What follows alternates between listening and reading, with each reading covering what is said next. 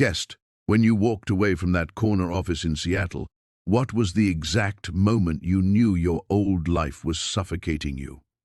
Tony, it was 2 a.m. on a Tuesday. I was debugging code for the 15th hour straight, and I realized I hadn't seen actual sunlight in 3 days. The fluorescent lights were buzzing like angry wasps, and I thought, this isn't living. This is just existing in a glass cage 30 floors above real life. I'd been making more money than I ever dreamed of, but I felt completely empty inside. That's when I started searching for cabins online instead of working. So, you found this 1920s cabin in Oregon, but you had no idea what secrets were waiting for you there, did you? Before we jump back in, tell us where you're tuning in from. And if this story touches you, make sure you're subscribed because tomorrow I've saved something extra special for you. So, guest, you've been living in this restored cabin for what? Almost 2 years now? 2 years come December, Tony. Hard to believe sometimes when I'm sitting on the porch watching the sunrise come through those Douglas firs. Feels like I just arrived yesterday, and then other days it feels like I've been here my whole life. Tell me about that first day you saw the place. What was going through your mind? Long pause. You know, Tony, I'd been driving those mountain roads for 3 hours, getting more and more lost. My phone had died somewhere past the last gas station, and I was starting to think my realtor had sent me on some kind of wild goose chase. Then I came around this bend, and there it was. What did you see? A disaster, honestly. This little cabin that looked like it was trying to sink back into the earth. The roof was more moss than shingles, windows so dirty you couldn't see through them, and the front porch was sagging like an old man's back. But there was something about it, Tony, the way it sat there in that clearing, surrounded by all those massive trees, like it belonged. What made you think you could take on a project like that? I mean, you were coming from the tech world, right? Laughs. That's exactly what my sister kept asking me. Here I was, this guy who'd spent 15 years staring at computer screens, making more money than I knew what to do with, and suddenly I'm talking about hand-hewn logs and foundation repair. She thought I'd lost my mind. Had you? Maybe a little. But you have to understand, Tony, I was drowning in that life. 60-hour weeks, board meetings, quarterly projections. I'd wake up in my downtown condo and couldn't remember the last time I'd seen actual stars. Real ones, not the city lights reflecting off the clouds. So, this cabin represented an escape? More than that.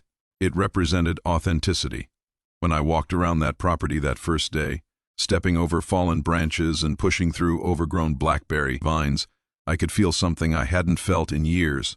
My hands itching to build something real, something that would last. Tell me about the previous owner. What did you know about him going in? Not much, and that should have been my first clue that there was more to the story. The realtor, nice woman named Sarah, she kept things pretty vague, said the owner had been some kind of writer or researcher, lived there alone for decades. No family to speak of, and when he passed, the property went into a trust that just wanted it sold. Did you meet any of the neighbors during those early weeks? Pause. That's where things got interesting, Tony. The nearest neighbor is old Jim Henley, lives about a mile down the mountain. First time I met him, I was at the hardware store in town, loading up on supplies. He saw my truck, asked if I was the fellow who bought the Thorne place. The Thorne place? That's what everyone called it. Ezra Thorne, that was the previous owner's name. Jim got this look on his face when I confirmed it was me. Not unfriendly exactly, but like he was trying to figure out how to tell me something difficult. What did he say? He asked if I'd found anything unusual yet. When I asked what he meant, he just shook his head and said I'd know it when I saw it. Then he invited me for coffee sometime, said there were things about that place I ought to know. Did you take him up on that invitation? Not right away. I was so focused on the restoration work those first few months. Every morning I'd drive up that winding dirt road, and every evening I'd drive back down to the motel in town, completely exhausted but more satisfied than I'd been in years. Walk me through what the restoration process was like. Where did you start? The roof had to come first. Couldn't do anything else with water pouring in every time it rained. And Tony, when we stripped off those old shingles, that's when I started to understand what I'd really gotten myself into. How so? The craftsmanship underneath was extraordinary. Hand-split cedar shakes, fitted so perfectly you could barely see the joints. Whoever built this place in the 20s knew what they were doing. But more than that, there were little details everywhere that spoke to the care someone had put into it. What kind of details? Well, the window frames had these small carved symbols at the corners. Nothing fancy, just simple geometric patterns, but they were on every single window. And the fireplace, Tony, the stonework was like something you'd see in a castle. River rock fitted together so precisely with this beautiful arched opening and a mantel carved from a single piece of old-growth cedar. It sounds like you were uncovering a real treasure. That's exactly how it felt, like an archaeologist peeling back layers of time. But with each layer I kept finding little mysteries. Tools left in odd places like someone had just set them down and walked away. A coffee cup on the kitchen windowsill, still sitting there after all those years. What about inside the cabin? What was the living space like? Sparse, but comfortable. Ezra Thorne wasn't much for clutter, I'll give him that. The main room had this massive stone fireplace dominating one wall, with built-in bookshelves on either side. And Tony, those shelves were still full of books. What kind of books? That's where things started getting interesting. History books, mainly. Pacific Northwest history, Native American cultures, geology, forestry, but also journals, dozens of them, all handwritten. I spent weeks just reading through them, trying to understand who this man was. What did you learn about him? Ezra was a retired professor, came here in the 70s from Portland State University, taught history and anthropology. But these weren't just academic journals, Tony. They were personal, deeply personal. He wrote about the land, about feeling connected to something larger than himself, about finding peace in the isolation. Did you feel a kinship with him? More than I expected. There were passages where I could have written the words myself. His frustration with modern life, his need to work with his hands, his appreciation for the silence out here. But there were other entries that troubled me. Troubled you? How? Pause. He wrote about feeling watched, about hearing things in the forest that didn't quite make sense. At first I figured it was just an old man's imagination, you know? Living alone out here for decades, your mind can play tricks on you. But you changed your mind about that? Let's just say I started paying more attention to my surroundings. There's something about this place, Tony. The way the light falls through the trees, the sounds the wind makes. It's beautiful, don't get me wrong, but there's an intensity to it that takes some getting used to. Tell me about the work itself. Learning those old skills must have been challenging. It was the best kind of challenge. I started watching YouTube videos, reading old carpentry manuals, calling my grandfather who'd been a contractor back in the day.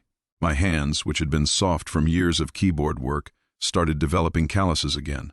My back ached every night, but it was an honest ache. How long before you felt like you were making real progress? By spring of the first year, I had the roof watertight and most of the windows replaced. The satisfaction of that guest of standing in the main room during a rainstorm and not hearing a single drip.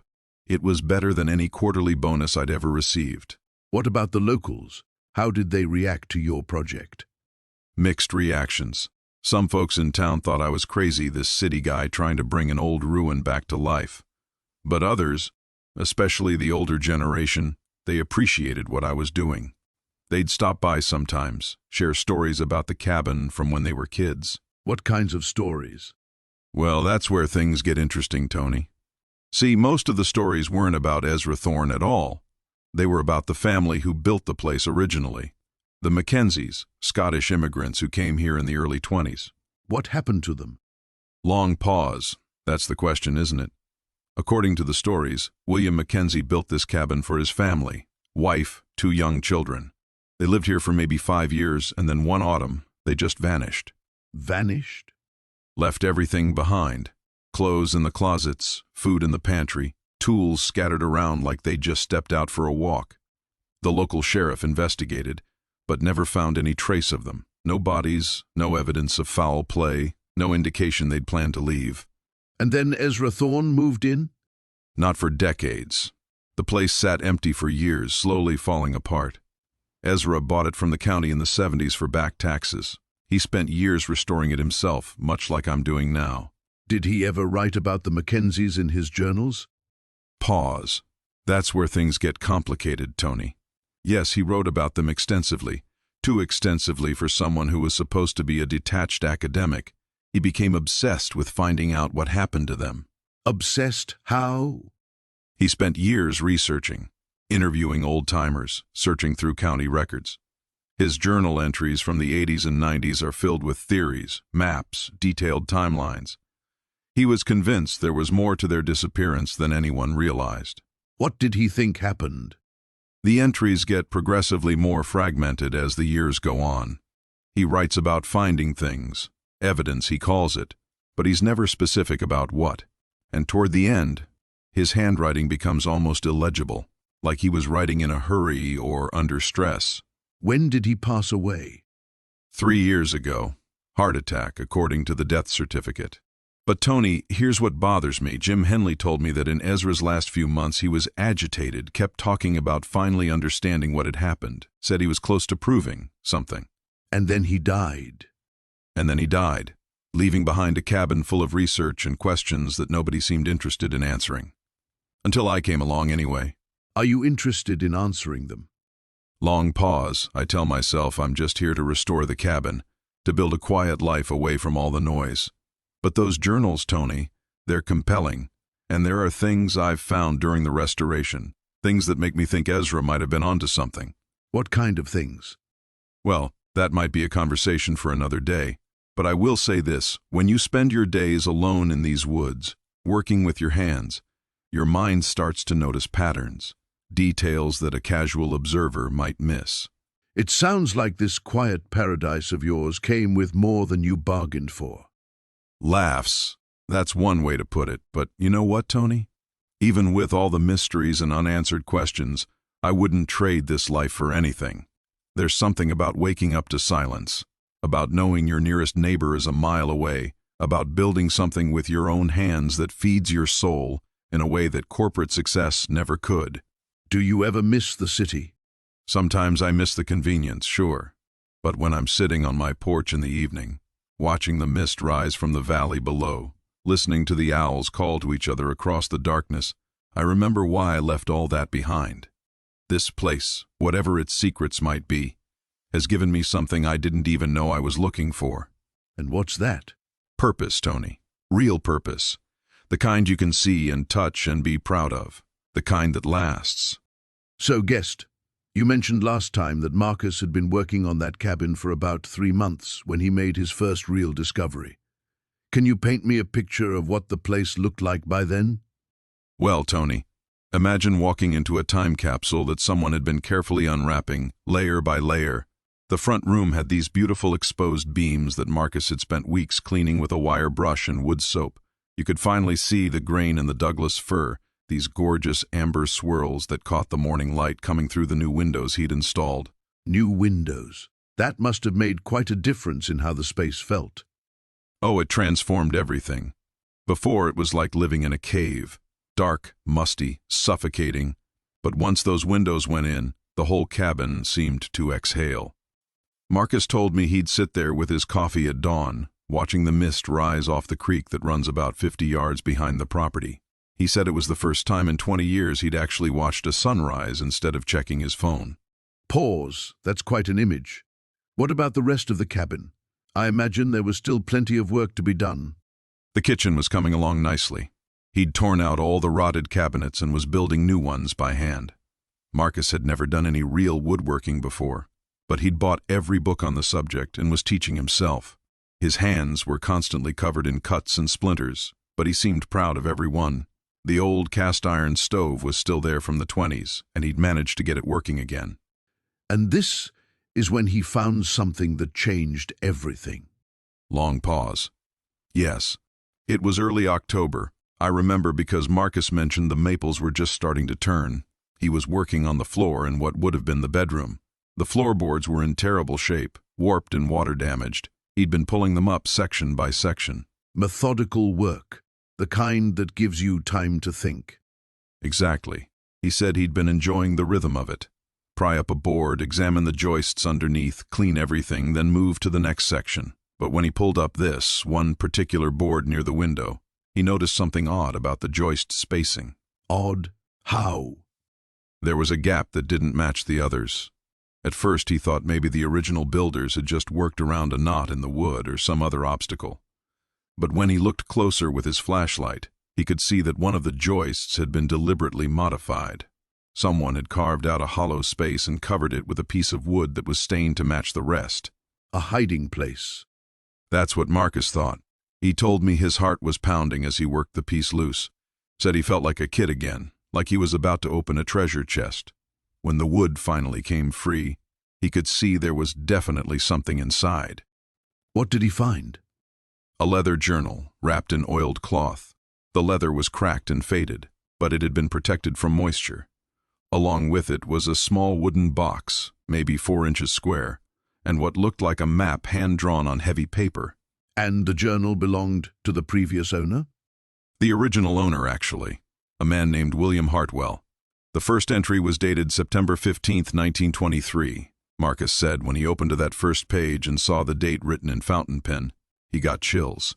Here was someone writing in that very room exactly 100 years ago. What kinds of things did Hartwell write about? At first, ordinary things. Daily life in the cabin, weather observations, notes about hunting and fishing. Hartwell had built the place as a retreat from Portland. He was some kind of timber broker, from what Marcus could piece together. Well-educated man, judging by his handwriting and vocabulary. But something changed in the entries. Pause. Gradually, yes. Marcus said he stayed up until 3 in the morning that first night, reading by lamplight. The early entries were peaceful, almost meditative. Hartwell wrote about the satisfaction of splitting his own firewood, about watching deer come down to drink from the creek at dusk. But as the months went on, there was an undercurrent of something else. What kind of undercurrent? Paranoia, maybe. Or fear. Hartwell started mentioning that he felt watched when he walked in the woods. He wrote about finding his woodpile disturbed, tools moved from where he'd left them. At first he blamed it on animals, but then he started describing sounds at night, footsteps circling the cabin. How did Marcus react to reading this? He was fascinated. Remember, Marcus had always loved mystery novels, detective stories. Here was a real puzzle right in his own home. But there was something else, too. Marcus told me he'd been hearing odd noises himself since he'd started staying in the cabin. Creaking sounds that didn't seem to match the settling of old wood. That must have been unsettling. You'd think so, but Marcus seemed energized by it all. He said it was the most engaged he'd felt in years. During his corporate days, everything was predictable, sterile. Even the problems had standard solutions. But this was something completely unknown. What about the map and the wooden box? The map showed the immediate area around the cabin, but with markings that didn't correspond to any natural features Marcus could identify. There were X's marked in various locations connected by dotted lines. Some had dates next to them, spanning from 1923 to early 1924. And the box? That's where things got really interesting. Inside were what looked like newspaper clippings, but they were too fragile for Marcus to examine properly without damaging them. There was also a brass key and a compass. The compass was beautiful, engraved with initials that weren't Hartwell's. Whose initials? RM. Marcus spent hours trying to figure out who that might have been. He'd started making lists, trying to piece together a timeline from the journal entries and the dates on the map. It sounds like he was getting pulled into something larger than just restoration work. Pause. That's exactly what worried me when he told me about it. Marcus had this intensity in his voice, this excitement that I hadn't heard since we were young men. But there was something almost obsessive about it, too. He'd call me at odd hours, wanting to talk through theories about what might have happened to Hartwell. What was your sense of where this was heading? I thought it was healthy at first. Marcus needed something to replace the adrenaline rush he'd gotten from closing deals and managing crises. But as the weeks went on, I started to wonder if he was trading one obsession for another. The cabin was supposed to be his escape, his chance to find peace. Instead, it was becoming another puzzle he felt compelled to solve. And you had no way of knowing then just how deep that puzzle would go. Long pause. No, Tony. None of us did. If I had known what Marcus was about to uncover, what it would lead him to do, I might have driven up there and dragged him back to the city myself. So Marcus actually found something significant in that first week of renovation work? Oh, yes, Tony. It was his fourth day there, if I remember correctly. He'd been pulling up those old floorboards in what used to be the kitchen area, and that's when he discovered the first hidden compartment. Tell me about that moment. What was going through his mind? Well, Marcus described it to me later with this mixture of excitement and unease. He said the floorboard felt different when he stepped on it, softer somehow. When he pried it up, there was this small wooden box tucked beneath the joists, wrapped in oiled cloth that had somehow survived decades of moisture. And inside the box? A leather journal, guessed, bound with a piece of twine that crumbled the moment he touched it. The pages were yellowed and brittle, but the ink was still legible. The handwriting was careful, deliberate. It belonged to someone named Thomas Whitmore. The cabin's previous owner? That's what Marcus assumed initially. The first entry was dated September 15, 1947. Thomas wrote about moving to the cabin after returning from the war, needing solitude to quiet what he called the noise in his head. The war had affected him deeply. From what Marcus read, yes. Thomas described nightmares, sudden panics when he heard certain sounds. The cabin was his refuge. He wrote about the morning mist that rolled through the Douglas firs, how it muffled all sound except the creek running behind the property. He found peace in that silence. But there was more to the story than a veteran seeking solitude. Much more, Tony. As Marcus read deeper into the journal, the entries began to change. Thomas started writing about visitors who came at odd hours, always at night. Men who spoke in hushed tones about things that needed to be moved, hidden, forgotten. What kind of things? Thomas never specified directly, but he mentioned wooden crates, heavy ones that required multiple men to carry. He wrote about being paid well for his discretion, money that allowed him to make improvements to the cabin, buy supplies for the winter. Marcus must have realized he'd stumbled onto something significant.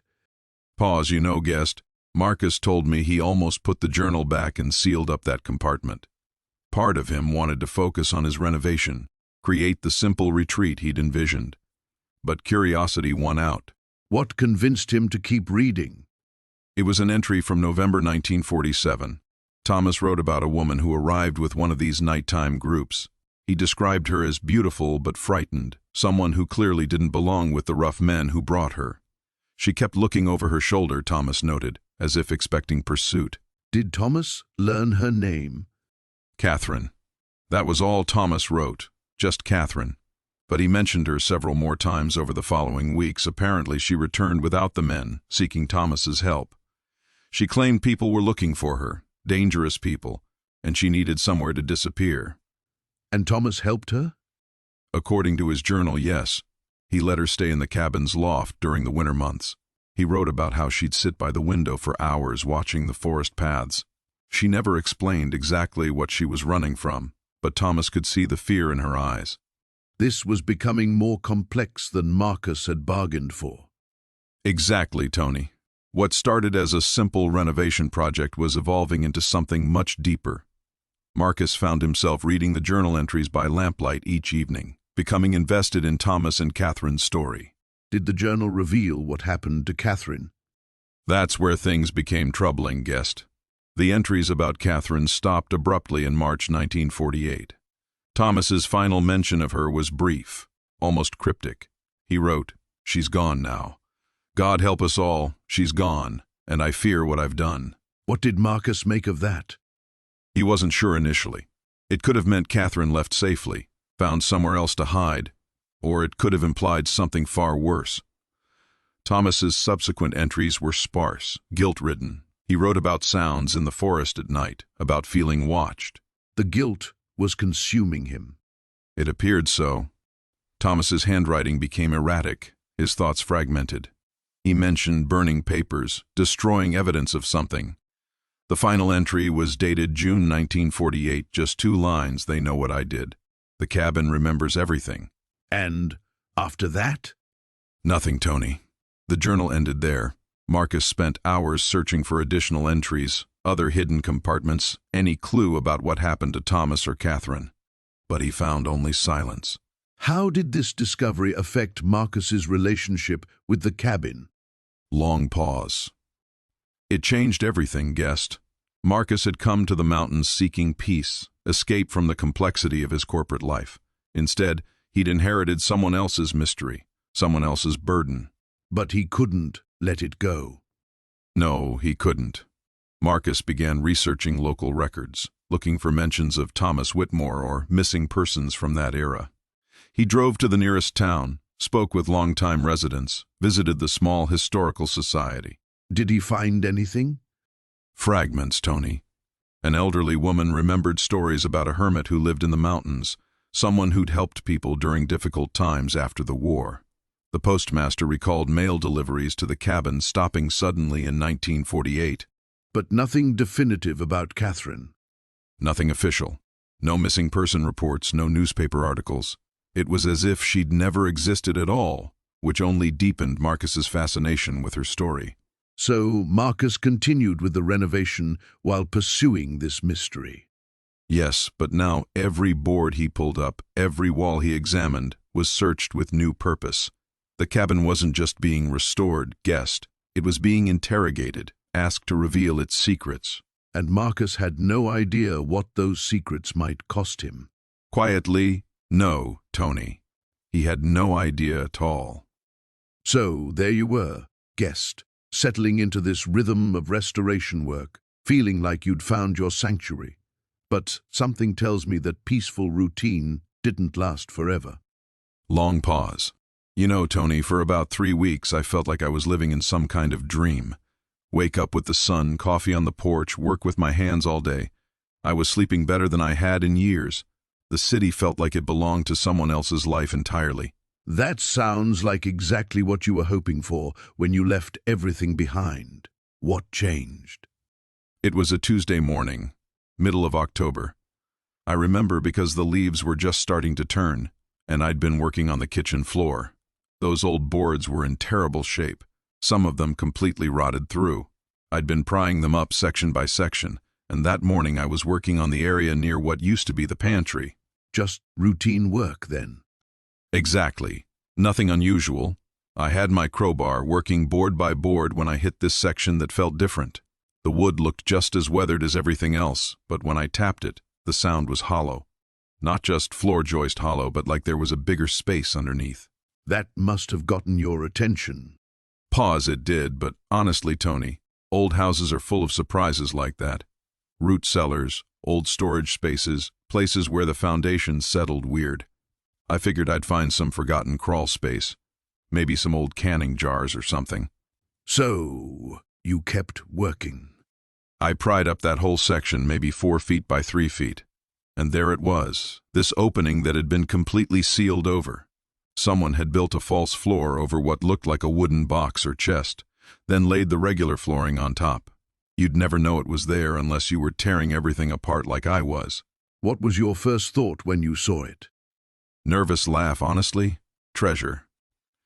I know how that sounds, but there I was, this tech guy who'd been living on caffeine and conference calls for 15 years, suddenly feeling like some kind of explorer. My heart was actually racing. Did you open it right away? I wanted to, but the light was getting dim, and I didn't have a good flashlight with me. The whole thing was wedged in tight, looked like it had been there for decades. So I covered it back up with a piece of plywood and spent the rest of the day thinking about what might be inside. That must have been a long night. Laughs, I barely slept. Kept thinking about it, you know. Who hides something under their kitchen floor? And why go to all the trouble of building a false floor over it?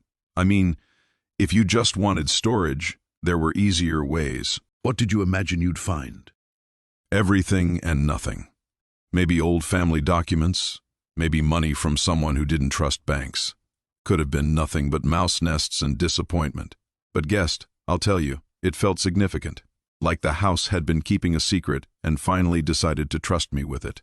So the next morning, you went back. First thing, I had a proper flashlight this time, and I'd brought some tools to help me lift whatever was down there. It took me about an hour to work it free. It was a wooden chest, handmade, probably from the same era as the cabin, heavy as hell. Were you nervous? My hands were actually shaking a little when I opened it.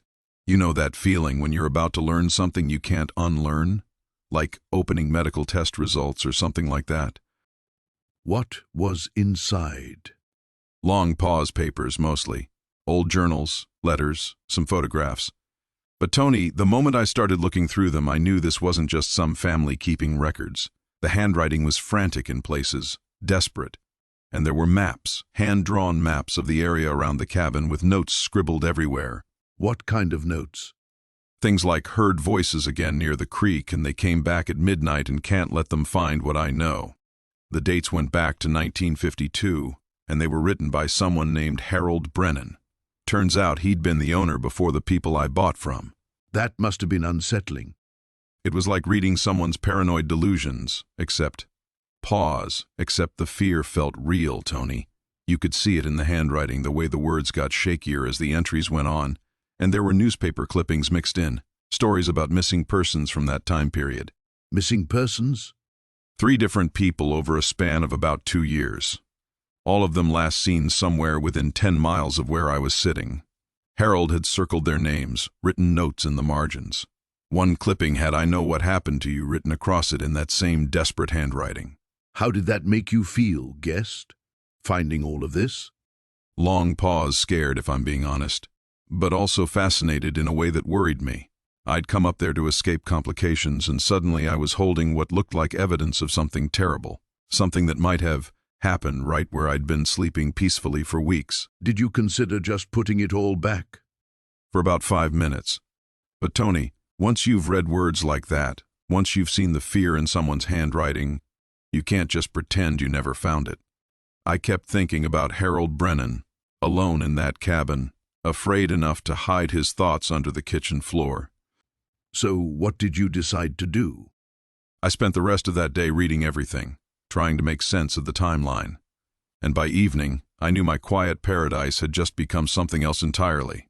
I was going to find out what Harold Brennan was so afraid of, and what happened to those missing people. Even if it meant giving up the peace you'd come there to find? Pause.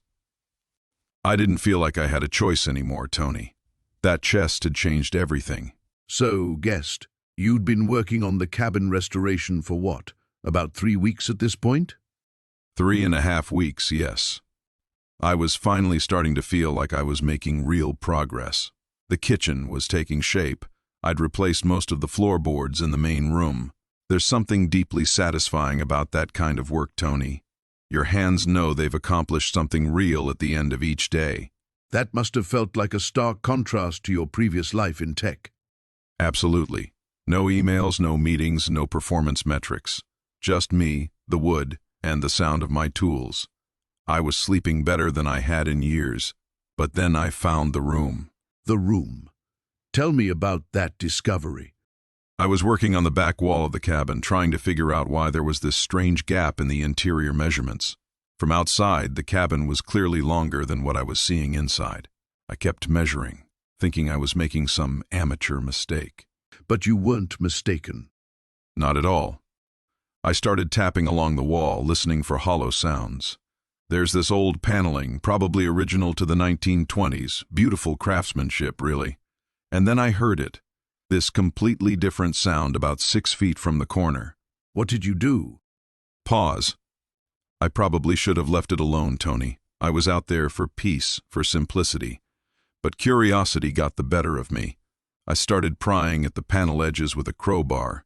And it opened. Like a door. A hidden door that had been sealed for decades. The hinges were rusted, but they still worked. And behind it was this small room, maybe 8 by 10 feet. No windows, just 4 walls, and whatever the previous owner had left behind. How did it feel, stepping into that space? Long pause, unsettling. The air was stale, thick. Everything was covered in dust, but it was clear someone had used this room regularly. There was a desk, a chair, papers scattered everywhere. And the smell, this musty combination of old paper and something else I couldn't identify. What was your first thought when you saw all those papers? Honestly, I thought maybe I'd stumbled onto some kind of tax records or old business documents. Maybe the previous owner, this fellow Hartwell, had used it as a home office. But when I picked up the first sheet and brushed off the dust... It wasn't business documents. No, Tony. It was a journal entry, handwritten. The date at the top said September 15th, 1962. And the first line, I'll never forget it. It said, "They're getting closer." I can hear them in the woods at night. That must have sent a chill through you. I actually dropped the paper. My hands were shaking. Here I am, miles from the nearest neighbor, standing in a hidden room reading about someone hearing things in the woods at night, the same woods that surrounded me. Did you read more? I couldn't stop myself. There were dozens of pages, all in the same handwriting. Some were dated, some weren't. But they told this increasingly paranoid story about being watched, being followed. Hartwell wrote about finding footprints around the cabin, about shadows moving between the trees. How did this discovery change your feelings about the cabin? Everything shifted in that moment, Tony. This place that had felt like my sanctuary suddenly felt like it was hiding secrets. I started questioning every sound I'd been hearing at night, every shadow I'd glimpsed through the windows. But you didn't leave. No, I didn't leave. And maybe that was my mistake. Because the more I read, the more I realized that Hartwell's story didn't have an ending. The journal entries just stopped, mid-sentence, in November of 1962. What was the last entry? Pause. I know what happened to the others now. I know why they never came back from the ridge. If anyone finds this, don't go looking for answers. Some questions are better left alone. And yet here you were, holding those very answers he'd warned against seeking. Exactly. Standing in his hidden room, reading his private fears, completely unable to walk away from the mystery he'd left behind. I kept thinking about that phrase, the others. Who were the others? What happened on the ridge? This was your point of no return, wasn't it, guest? Long silence, yes. Up until that moment, I was just a burned-out executive fixing up an old cabin. But holding those journal pages, reading Hartwell's increasingly desperate words, I became something else entirely. What did you become? A man obsessed with finding the truth. And that obsession was about to consume everything I thought I knew about why I'd come to that mountain. When you first started finding those journal entries, guest, how did that change your daily routine up there? Long pause. Well, Tony, I'd wake up thinking about floors that needed replacing or windows that needed fixing. But suddenly I'm drinking my morning coffee while staring at pages written by a man who vanished 70 years ago. Changes your perspective on what constitutes a productive day. I imagine it would. Were you still focused on the restoration work, or did this mystery start pulling you in a different direction? That's just it. I kept telling myself I was there to escape complexity, to live simply. Hammer, nails, honest work with my hands. But here I am, 3 weeks in, and I'm sketching out timelines of Harold Whitmore's life instead of measuring lumber. Harold Whitmore. That was the previous owner's name. The one who disappeared, yes. Found it in the journal entries. And the more I read, the more I realized this wasn't just some old hermit who wandered off into the woods. There were patterns in his writing. Concerns about people watching him. References to something he'd hidden. How did that sit with you? Finding yourself drawn into someone else's story when you were trying to write your own? Pause. Honestly, Tony, it frustrated me at first. I'd left behind a career where I solved problems for a living. Complex systems, network architectures, algorithms. I thought I was done with puzzles. But you weren't. Apparently not. And what bothered me most was how naturally I fell back into that analytical mindset. Like I couldn't help myself. I'd spread the journal pages across what was left of Harold's kitchen table, trying to piece together his final months. Did you consider just putting the journals away? Focusing on the cabin work? Every day, I'd wake up and promise myself I'd spend the day on practical things, replacing that broken porch step, patching the roof before the next rain. But then I'd find another loose floorboard, and underneath it would be more pages. Or I'd discover a compartment behind the fireplace stones. It sounds like Harold wanted these things to be found. That's what started keeping me awake at night, Tony. The possibility that this wasn't random. That maybe Harold knew something was going to happen to him, and he was leaving breadcrumbs for someone like me. Someone like you? What do you mean by that? Long pause, someone who couldn't let mysteries go unsolved. Someone who'd dig deeper instead of walking away. I started wondering if I'd chosen this cabin, or if somehow it had chosen me. That's an unsettling thought. How did it affect your sleep, your daily peace of mind? Sleep became difficult. I'd lie in Harold's old bedroom listening to the forest sounds, and I'd think about him lying in that same spot 70 years ago, worried about whatever was closing in on him. Sometimes I'd hear branches breaking outside and wonder if someone was still watching the place. Were you starting to question your decision to isolate yourself so completely? Yes and no. The isolation itself felt right. The silence, the distance from everything I'd left behind in the city. But I hadn't expected to feel so connected to someone else's unfinished business. It was like Harold was still there, waiting for his story to be completed. Did you reach out to anyone? Call friends, family, maybe get some perspective? Pause. That's where it gets complicated, Tony. My cell service up there was spotty at best, and the nearest neighbor was miles away. But more than that, I realized I didn't want to call anyone. Not yet. Why not? Because I knew what they'd say. That I was getting obsessed. That I should focus on why I'd come to the mountains in the first place. To find peace, simplicity. They'd be right, of course. But you weren't ready to hear that. Exactly. And there was something else. The more I learned about Harold, the more I understood why he'd chosen that particular spot. Why he'd built his life around solitude and self-sufficiency. We weren't so different, he and I. Both of us running from something, trying to build something better in the wilderness. What do you think you were running from, guest? Long pause, the noise mainly. The constant demands, the meetings, the pressure to optimize everything. But also the feeling that nothing I did really mattered. All those systems I built, all those problems I solved, they just created new problems. And Harold's mystery felt different. It felt real, personal, like solving it might actually mean something, even if I was the only one who'd ever know the truth. Guest, we've been talking about Marcus and his discovery of those journal entries. I'm curious about something. When people make dramatic life changes like he did, leaving the corporate world for wilderness isolation, how do they typically handle the unexpected challenges that arise? Pause. Well, Tony, that's the thing about major life transitions. You think you're prepared for the obvious stuff, the physical labor, the loneliness, maybe some financial strain. But Marcus was discovering that the real challenges come from places you never anticipated. What do you mean by that? He'd expected to struggle with basic carpentry, with learning to live off-grid, with missing his old creature comforts.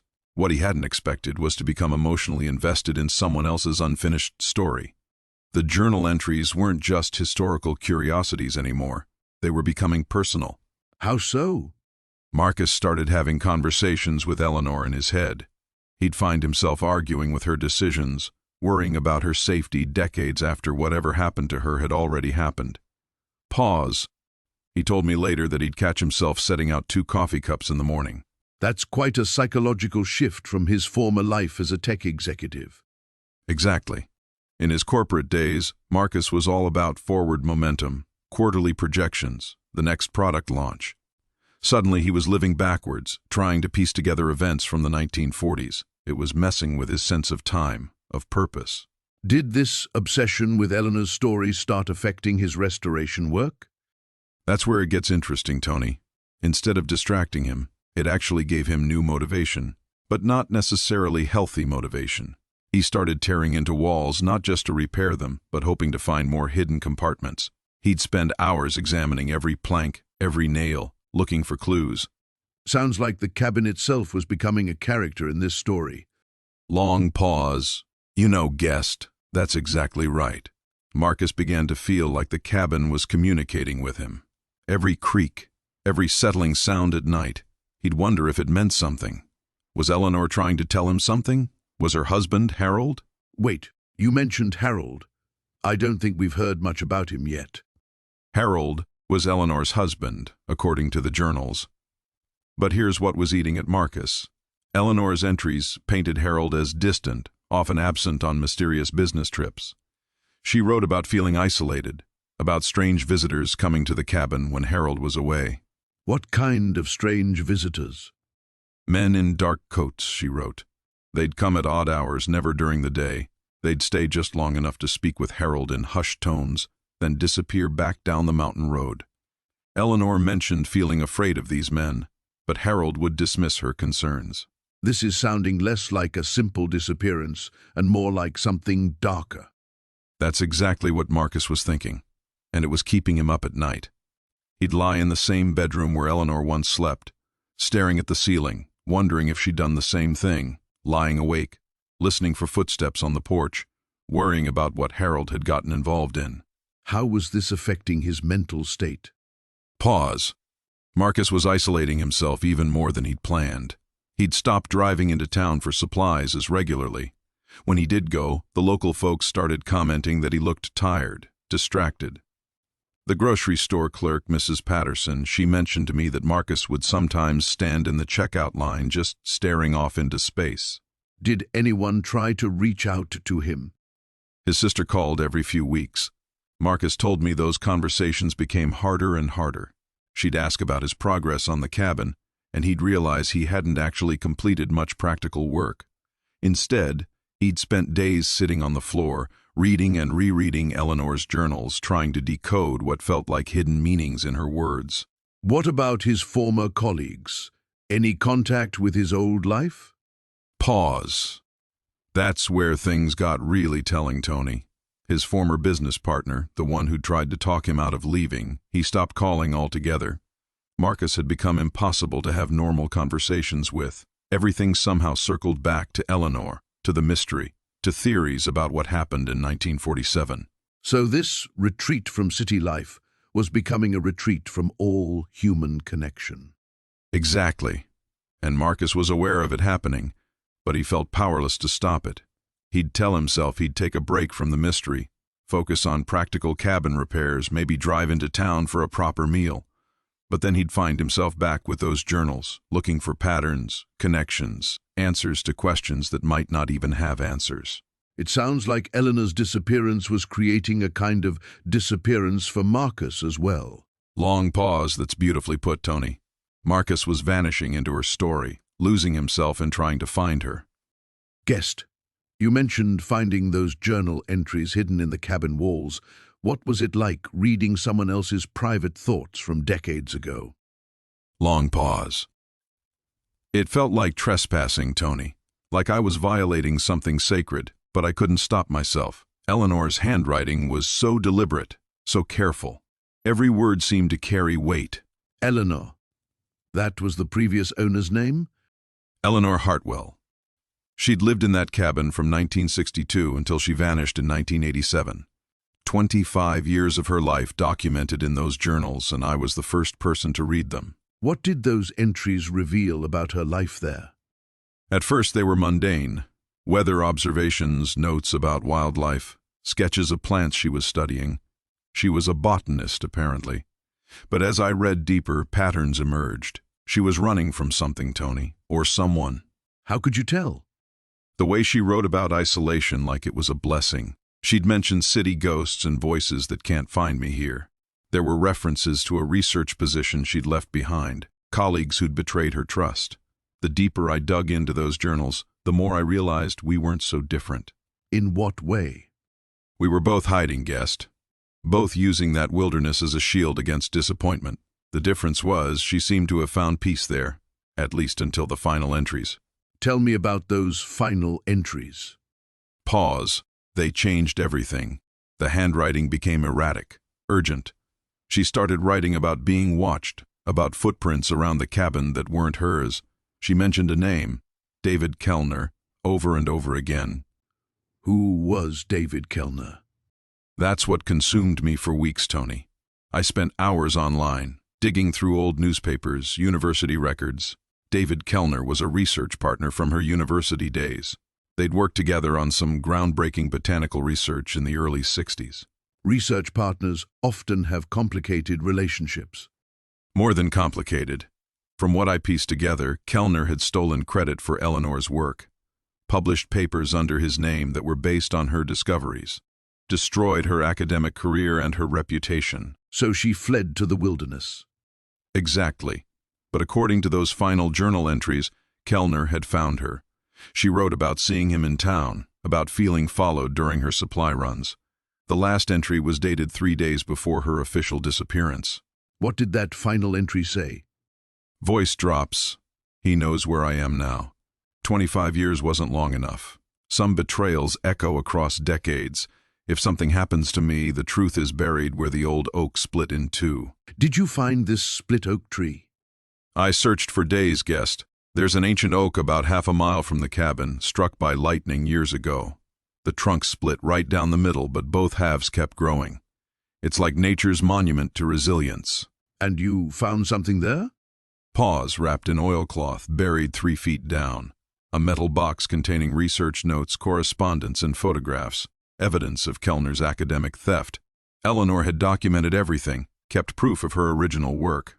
How did discovering this truth affect you personally? It shattered something inside me, Tony. Here I was, thinking I was escaping my own corporate betrayals, my own career disappointments. But I'd stumbled into someone else's tragedy. Someone who'd suffered far worse than I had and still managed to build a meaningful life in that wilderness. Yet she disappeared. What do you think happened to Eleanor? The police reports from 1987 claimed she'd wandered off and gotten lost. Case closed. But I think Kellner found her, confronted her, maybe threatened to destroy the peaceful life she'd built. Eleanor was in her 70s by then, alone, vulnerable. Did you take this information to authorities? I tried, guest. But 35 years had passed. Kellner had died in 1994. What was I supposed to do with decades-old suspicions and circumstantial evidence? The detective I spoke with was polite but clear. Eleanor Hartwell was a closed case. So you were left alone with this knowledge? Alone with her story, her research, her truth.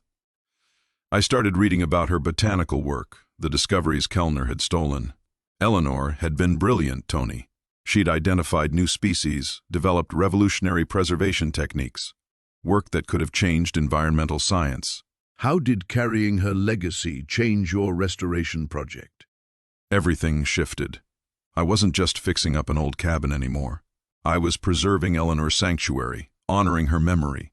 I planted native species she'd written about, restored the botanical garden she'd cultivated behind the cabin. It sounds like you found purpose in her story. More than purpose. I found perspective. My corporate struggles seemed trivial compared to what Eleanor had endured. She'd lost her career, her reputation, her academic family. But she'd built something beautiful in that wilderness. Something lasting. Did you feel responsible for solving her disappearance? Long pause, obsessed is a better word, Tony. I convinced myself that if I could just find one more clue, interview one more person who remembered her, I could give Eleanor the justice she deserved. I was spending entire days hiking through the forest searching for, I don't know what. Her remains? More evidence? That sounds consuming. It was destroying the peace I'd come there to find. I'd wake up thinking about Eleanor's final days, go to sleep wondering if she'd died afraid and alone. The cabin stopped feeling like my refuge and started feeling like a crime scene. When did you realize this obsession was problematic? One evening in late fall, I was reading her journals again, making notes about Kellner's career timeline. I looked up and realized I hadn't eaten all day, hadn't worked on any actual restoration. I was living in 1987, in someone else's tragedy. What brought you back to the present? Pause. A simple entry from 1983. Eleanor had written about watching sunrise from her porch, about feeling grateful for another day of solitude and study. She wrote, "The past cannot be changed, only honored through how we choose to live now." Those words resonated with you. They saved me, Tony. I realized that obsessing over Eleanor's fate was dishonoring her memory. She'd spent 25 years building something positive from her pain. I was wallowing in tragedy instead of celebrating her resilience. How did you honor her memory instead? I finished restoring her cabin exactly as she would have wanted. I digitized her research and donated it to the university library. I made sure Eleanor Hartwell's botanical work was finally credited to her name, even posthumously. And what about your own journey? How did Eleanor's story change your relationship with your past? She taught me the difference between running away and moving forward, guest. Eleanor hadn't just escaped to the wilderness. She'd built a new life there, continued her research, found peace. I realized I could do the same. You mentioned finding something else in that hidden compartment, guest, something that changed everything for you. Long pause, a photograph. Black and white, probably from the 1940s. It showed a woman standing right where my cabin sits now, but the building behind her was completely different. Larger, more elaborate. So, the cabin you've been restoring wasn't the original structure? That's what shook me, Tony. I'd been assuming I was bringing back something authentic, preserving history exactly as it was. But this photograph showed I'd been living in what amounted to the servants' quarters of a much grander estate. How did that revelation affect your work on the restoration? It stopped me cold for weeks. I kept staring at that photograph, wondering what happened to the main house. The woman in the picture had this confident stance, like she owned everything she surveyed. And there I was, proud of my little cabin, not realizing I was living in the shadow of something much more significant. Did you try to find evidence of this larger structure? I walked every inch of my property with new eyes. Started finding foundation stones I'd dismissed as random rock formations, rusted metal that could have been part of a larger roof system. The forest had swallowed most of it, but once I knew what to look for, the bones of something substantial were definitely there. That must have felt like discovering you'd been reading only half a story. Exactly. And it made me question everything I thought I knew about my decision to come here. Had I really chosen this place, or had it chosen me? Was I restoring something, or just playing house in the ruins of someone else's dream? Those are heavy questions, guest. How did you work through them? I started reading those journal entries differently. Before, I'd been focused on the practical details about daily life in the wilderness. But now I was looking for clues about the bigger picture. The writer mentioned the main house several times, always with a kind of sadness. What kind of sadness? Like someone mourning something that was already lost. There were references to when the family lived here and before the accident. I began to understand that my cabin wasn't just a simple retreat. It was where someone had retreated to after losing everything else. That changes the entire emotional landscape of your restoration project. It did.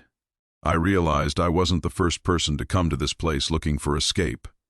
Someone else had stood where I was standing, probably feeling just as lost and desperate for a fresh start. The difference was, they'd already had their paradise and watched it crumble. Did that make you feel more connected to the previous occupant, or more isolated? Both, strangely.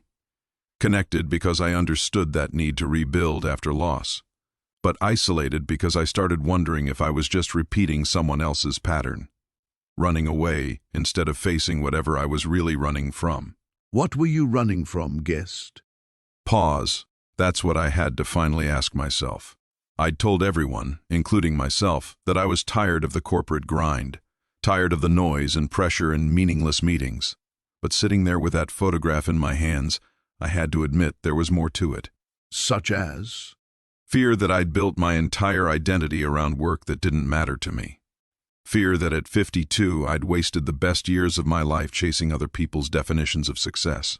The cabin wasn't just an escape from the city. It was an escape from facing how empty I felt. That's a profound realization to have in the middle of the wilderness. The wilderness has a way of stripping away the comfortable lies we tell ourselves. When it's just you and the silence, you can't pretend anymore. I sat there for hours looking at this woman in the photograph who'd probably felt just as lost as I did, and I knew I had to make a choice. What kind of choice? Whether to keep running or start building something real. Whether to restore the cabin as a hiding place or as a foundation for whatever came next. The mystery of what happened here wasn't just about the previous owners anymore. It was about whether I was going to repeat their story or write my own. And which did you choose? I decided to dig deeper, Tony. Into the ground, into the mystery, and into whatever I'd been avoiding about myself. That photograph became my roadmap, not just to understanding what happened to this place, but to understanding what needed to happen to me. Guest, you mentioned finding those journal entries in the hidden compartment. Walk me through what happened when you finally pieced together what they were really telling you. Long pause. Well, Tony, I'd been reading them for weeks, trying to make sense of the timeline.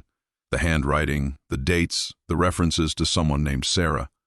I kept thinking I was investigating some tragedy from the 1940s. But something didn't add up? The paper, for one thing. I'm no expert, but when I really looked at it under the lamp, it didn't seem old enough. And there were little things. References to events that seemed too recent. A mention of a highway that I knew wasn't built until the 70s. So, what did you do? I drove back into town, went to the county records office again, but this time I asked different questions. Instead of looking for deaths or disappearances from the 40s, I started looking at property records from the 80s and 90s. And that's when you found her. Sarah Whitman. She'd owned the cabin from 1987 to 1994. Not some mysterious woman from decades past, but someone who'd lived there just 30 years ago. The records showed she'd simply stopped paying property taxes. The county eventually seized it. How did that change your understanding of what you'd been reading? Everything shifted, Tony. Those journal entries weren't historical documents. They were from someone dealing with very modern problems. She wrote about her divorce, about leaving Seattle to start over, about trying to make the cabin livable on a tight budget. But the mystery remained. What happened to Sarah? That's what consumed me. I started asking around town again, but with her real name and the correct time period. The older folks at the diner remembered her. Quiet woman, kept to herself, came to town maybe once a month for supplies. Did anyone remember when she stopped coming? This is where it gets interesting. The waitress, Helen, remembered Sarah mentioning she had family back east, a sister in Vermont who'd been asking her to move closer after their mother got sick. So, not a disappearance at all. That's what I started to think. But I needed to know for sure. I found myself calling information, looking for Whitman families in Vermont. It felt crazy, but I couldn't let it go. You actually tracked down her family? I found a Margaret Whitman in Burlington. When I called and explained who I was, there was this long silence. Then she said, "You must be living in Sarah's cabin." She knew about the place. Margaret told me Sarah had talked about it constantly, how peaceful it was, how she'd finally found somewhere she belonged. But when their mother had a stroke in 1994, Sarah felt she had to choose. Between the cabin and family. Exactly. Margaret said Sarah cried for weeks about leaving that place. She'd put everything she had into restoring it, but family came first. She packed up and moved to Vermont to help care for their mother. Did Sarah ever think about going back? Margaret said she talked about it all the time, planned to return once their mother passed, but life kept getting in the way. Their mother lived another 8 years. By then, Sarah had remarried, had stepchildren. The cabin became this beautiful memory she'd hold on to. So the mystery you'd been so consumed with solving Was just life, Tony. Just a woman who had to make a difficult choice and move on. There was no tragedy, no unsolved crime, just someone who loved that place as much as I was coming to love it. How did that revelation change things for you? It was humbling.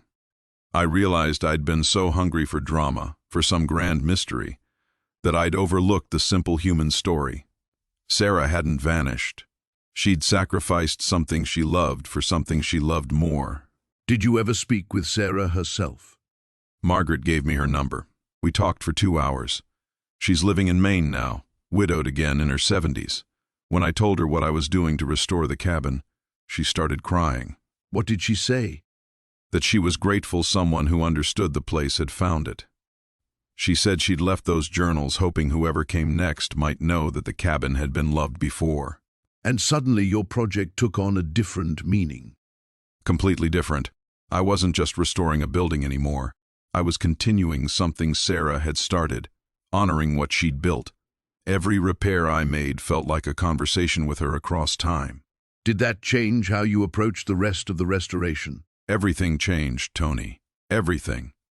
Guest, you mentioned finding journal entries in the cabin. What was it about those writings that made you realize this wasn't just about someone who had disappeared? Long pause, the handwriting, Tony. I'd been staring at those entries for weeks, trying to piece together what happened to this person who'd lived in my cabin. Then one morning I was looking through the real estate paperwork again, and I saw the signature on the original deed transfer. The same handwriting? Identical. The person who supposedly disappeared, who I'd been searching for all this time, was the same person who sold me the cabin. Harold Whitman didn't vanish in 1987. He'd been living there, writing in that journal, right up until 6 months before I bought the place. So everything you thought you knew about the mystery Was completely wrong. There was no decades-old disappearance, no tragedy. Just an old man who'd been living quietly in the woods, documenting his life, his thoughts about solitude, and what it means to truly disappear from the world. How did that realization change your understanding of what you'd found in those hidden compartments? Everything took on a different meaning. Those weren't clues to a crime, Tony. They were deliberate messages.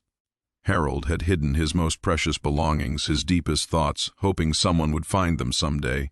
He wanted his story preserved, but only discovered by someone who cared enough to really restore the place. He was hoping for someone like you. I think so. The journal entries I found weren't cries for help or evidence of foul play. They were reflections from someone who had successfully done exactly what I was trying to do. Escape the noise, find peace, create a life worth living away from everything that didn't matter. And the final entries? Softly, he wrote about getting older, about knowing his time at the cabin was ending, but also about hope that whoever came next would understand what he'd built there, that they'd find the same peace he had. So, instead of solving a mystery about the past, you discovered a roadmap for your future. Exactly. Harold hadn't disappeared mysteriously. He'd disappeared successfully, and through his journals, his hidden treasures, he was teaching me how to do the same thing. How to let go of who I used to be and become who I was meant to be in that place. So you're standing there in that hidden room, holding evidence that could rewrite everything. What's going through your mind, guest? Long pause fear, honestly. Real fear. Not the kind you get from creaky floorboards or shadows in the woods. This was different. I was holding proof that someone had been living a lie for decades. The weight of that responsibility must have been enormous. It was crushing, Tony. Here I'd come to the mountains seeking peace, and instead I'd stumbled into someone else's nightmare. Part of me wanted to put everything back, seal up that room, pretend I'd never found it. But you couldn't do that, could you? No. Those journal entries, the photographs, the letters, they weren't just artifacts anymore. They were someone's truth, begging to be heard after all these years of silence. How did you prepare yourself for what you knew had to come next?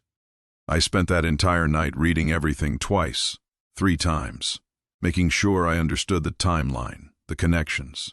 By dawn, I had laid out every piece of evidence on the cabin's kitchen table like a puzzle. A puzzle that painted a very different picture than what the world believed. Exactly. And I realized I couldn't carry this alone anymore. The isolation that had drawn me to the cabin suddenly felt like a prison. I needed to face what I'd discovered, but I also needed help. Who did you turn to?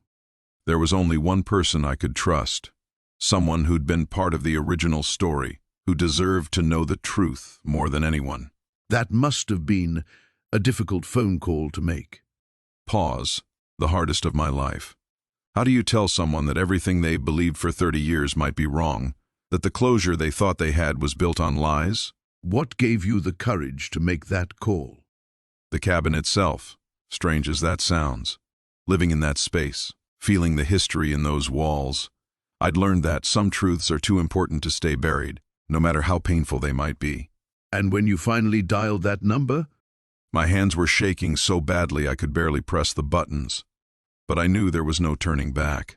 The mystery had chosen me as much as I'd chosen it. So you're standing there in your cabin, holding evidence that could reopen a decades-old case. What's going through your mind, guest? Fear, honestly.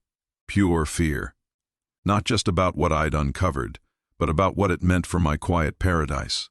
I'd come here to escape complications, and now I was holding the biggest complication of my life.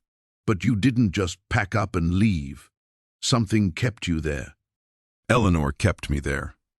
That woman deserved justice even after all these years. Her family deserved answers. I couldn't just pretend I never found those journals, never discovered that hidden room. Talk me through your decision-making process. How do you prepare yourself for something like this? Long pause. I spent 3 days just walking the property, thinking. I'd trace the same paths Eleanor probably walked, sit by the creek where she might have sat. I was trying to understand her story, but also preparing myself for what came next. Which was what, Exactly. Confronting the truth, and potentially confronting whoever wanted that truth buried. The more I thought about it, the more convinced I became that someone was still out there, still protecting secrets.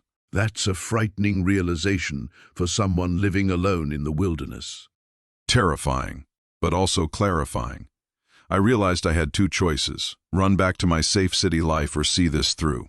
And guessed, running felt like betraying Eleanor all over again. How did you steel yourself for what was coming? I made copies of everything, hid them in different locations. If something happened to me, at least the evidence would survive. Then I sat down and wrote a letter explaining everything I'd found, sealed it, and left instructions for its delivery. You were preparing for the worst-case scenario. I was preparing to do the right thing, regardless of consequences. That's something you learn when you strip your life down to essentials. What really matters becomes crystal clear. And what mattered most in that moment? Truth, justice for Eleanor, and proving to myself that I hadn't just run away from my problems in the city, but had actually found the courage to face something much bigger than quarterly reports and board meetings. So, what was your next move? Pause. I decided to make contact, to reach out to the one person who might have answers about what really happened to Eleanor Whitmore. So there you were, standing in that hidden room beneath the cabin. What went through your mind when you realized what you'd found?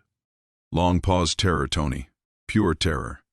Because lying there on that makeshift bed was a skeleton, and clutched in its hand was the final journal entry I'd been searching for all these months. The entry that explained everything? Everything. Harold Whitmore hadn't disappeared in 1943. He'd been hiding down there, terrified, waiting for someone who was hunting him. The entry was dated 3 months after his supposed disappearance. Someone was after him? His business partner, James Crawford. Harold had discovered Crawford was embezzling from their logging operation, selling timber rights to companies that were clear-cutting protected forest land. Harold was going to expose him. So Crawford made him disappear. Harold knew Crawford was coming for him. The journal said Crawford had already threatened his life. So Harold staged his own disappearance, hid in that underground room he'd built as a storm shelter, and waited. But he never came back out. Voice breaking. The final entry said he was getting weaker, that his heart was failing. He wrote that he hoped someday someone would find the truth and clear his name. The whole town thought he'd run off with money from the business. Guessed, that must have been overwhelming. You'd spent months obsessing over this mystery. I sat on that dirt floor for 2 hours, just holding that journal. Here was this man who died alone, his reputation destroyed, and for 80 years nobody knew the real story. What did you do? I called the sheriff, of course, but Tony, something shifted in me down there. I realized I'd been running from my old life the same way Harold ran from Crawford. But Harold died hiding, and I was still alive. You could still choose differently. Exactly. I'd found my quiet paradise in that cabin, but I'd also found something else. Purpose.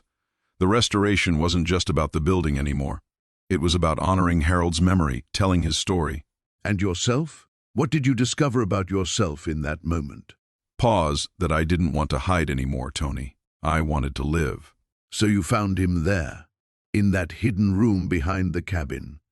After all those months of searching, Tony, Eleanor's husband wasn't murdered or kidnapped. He'd been living right there, in a space he'd carved out himself. Living there for 60 years? The journals explained everything. He'd staged his own disappearance in 1962. Couldn't handle the pressure, the expectations. Just wanted to vanish. And Eleanor never knew. She'd been bringing him supplies all along, left them in predetermined spots around the property. She was protecting his choice to disappear. How did that change you, Guest? Long pause. I realized I'd been running from the same thing he was. The difference was, I didn't need to hide anymore. I could build my quiet life openly. The cabin became your paradise after all. Yes, but not the way I expected. It wasn't about escaping civilization. It was about choosing a life that actually fit who I am. So here we are, Guest, almost a year later. When you first walked away from that corner office, could you have imagined where this journey would lead? Long pause. Not in a million years, Tony. I thought I was just fixing up an old cabin, getting my hands dirty, finding some peace. And instead, you found yourself solving a mystery that had been waiting decades for someone to care enough to look. Eleanor Hartwell deserved that much. Her family deserved to know what happened to her, even after all these years. The cabin still your quiet paradise? More than ever. But it's different now. It's not just my escape anymore. It's a place with stories, with history that matters. Eleanor's garden is blooming again. Any regrets about leaving the tech world behind? Chuckles softly. You know what I miss most? Nothing. Absolutely nothing. Some paths choose you, Tony. This one chose me the moment I stepped onto that rotting porch. And you're exactly where you belong. Finally, yes. So here we are, guest, at the end of your journey. When you first walked away from that corner office, could you have imagined where it would lead? Long pause, not in 1,000 years, Tony. I thought I was just fixing up an old cabin. Turns out I was fixing up myself. And the mystery of what happened there in the 20s? Some questions don't need answers, just understanding. That place held its secrets for nearly a century. Maybe that was enough. The cabin itself, how does it feel now? It breathes differently. The walls that once whispered with old ghosts now just settle peacefully in the evening. I sleep through the night. Any regrets about leaving the city behind? None. I traded anxiety for morning coffee on the porch, stock reports for bird songs, the best exchange rate I ever negotiated. What would you tell someone considering their own escape? Sometimes paradise isn't a destination, Tony. Sometimes it's just the courage to start over where nobody expects to find you.